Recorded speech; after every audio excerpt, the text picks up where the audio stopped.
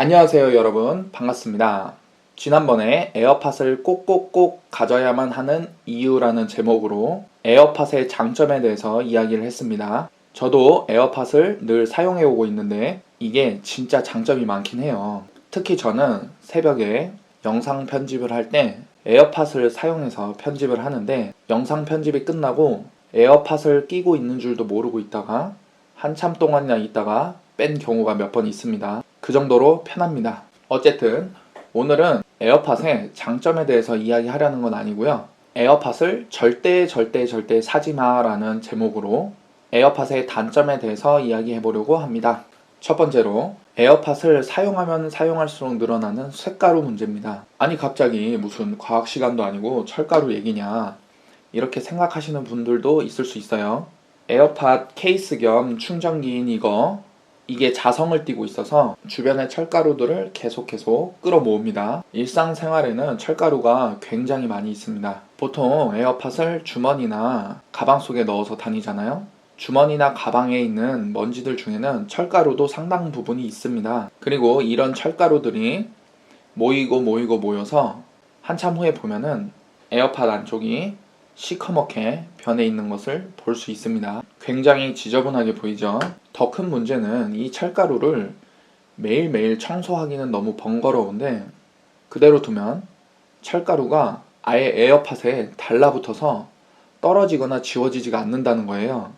모르겠어요. 철가루를 지울 수 있는 약들이 나중에 나올 수도 있을지 모르겠는데 아직은 못 찾았어요. 아마도 다음 세대 에어팟에는 이런 점이 개선이 되어서 나올 것 같아요.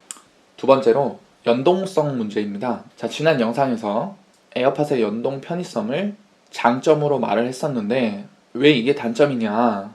그 이유는 연동 편의성이 좋다는 거는 iOS를 사용하는 기기들, 아이폰, 아이패드, 맥 등을 말하는 거고, 그 외에 안드로이드 등 다른 OS를 사용하는 기기에서는 그 연동성이 현저하게 떨어진다, 이렇게 말씀을 드리고 싶어요.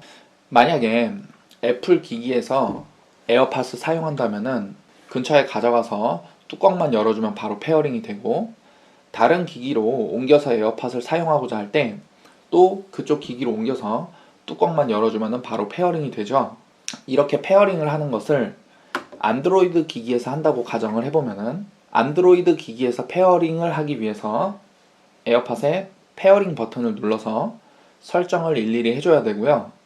다른 기기로 또 옮겨서 페어링을 한다고 할 때는 마찬가지로 또 페어링 버튼을 눌러서 일일이 설정을 해야 됩니다. 매번 기기를 옮길 때마다 해야 되는 거죠. 그리고 안드로이드에서는 더블 탭을 하는 모션이나 배터리 양 등을 확인하는 방법이 OS 자체적으로는 아예 없습니다. 그나마 에어배터리라는 앱을 이용해서 조금은 불편하지만 우회적으로 이용할 수는 있습니다. 세 번째는, 이 에어팟이 단일 색상밖에 없다는 거예요. 애플의 아이폰이나 아이패드 같은 기기들을 보면 여러 가지 깔이 있어서 입맛에 맞게 골라서 사용할 수 있는데, 안타깝게도 에어팟은 전 세계 강제 깔맞춤이에요. 뭔가 개성 있는 색깔을 원하시는 분들은 좀 아쉬울 수 있을 것 같아요. 네 번째로, 안드로이드뿐만 아니라 iOS를 사용하는 기기에서도 볼륨 조절이 안 된다는 겁니다. 치명적이죠. 에어팟에는 5가지 기능을 더블 탭으로 설정할 수가 있습니다. 시리 호출, 재생 정지, 다음 트랙, 이전 트랙, 끄기, 이렇게 5가지 기능이 있는데 정말 많이 쓸 수도 있을 것 같은 볼륨 조절 기능은 없습니다. 만약에 에어팟을 사용하는 도중에 볼륨을 조절하려면 사용하고 있는 휴대폰을 주머니에서 꺼내서 볼륨 키로 볼륨을 조절을 해줘야 됩니다.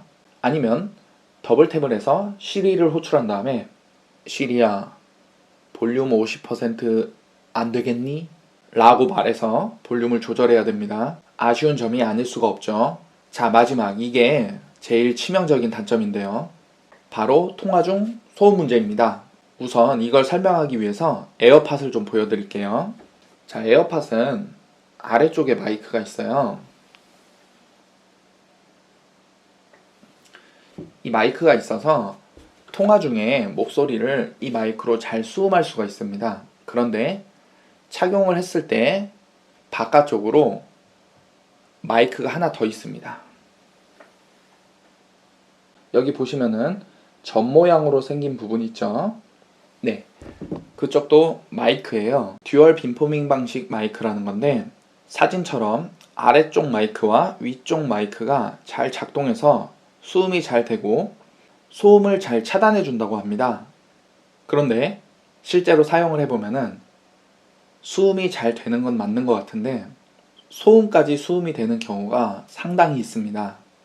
조용하게 이렇게 방이나 사무실에서 사용할 때는 상관이 없는데 만약에 밖에서 에어팟으로 통화를 하면서 가고 있을 때 옆에 버스가 지나가면은 상대방은 마치 버스가 옆에서 지나가는 것 같은 소음을 느끼게 됩니다.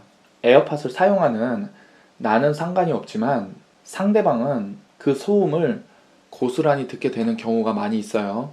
그런 경우에 본의 아니게 많이 미안하죠. 아마도 이 문제는 다음 세대 에어팟에서는 개선될 거라고 생각합니다.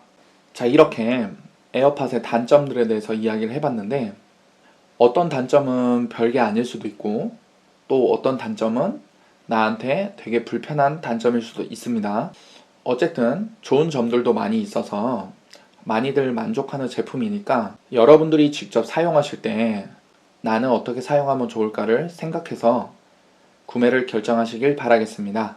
오늘 영상도 도움이 되셨다면 좋아요와 구독 버튼 제발 좀 눌러주시고 센스 있는 알람 설정까지 제발 좀 부탁드리겠습니다.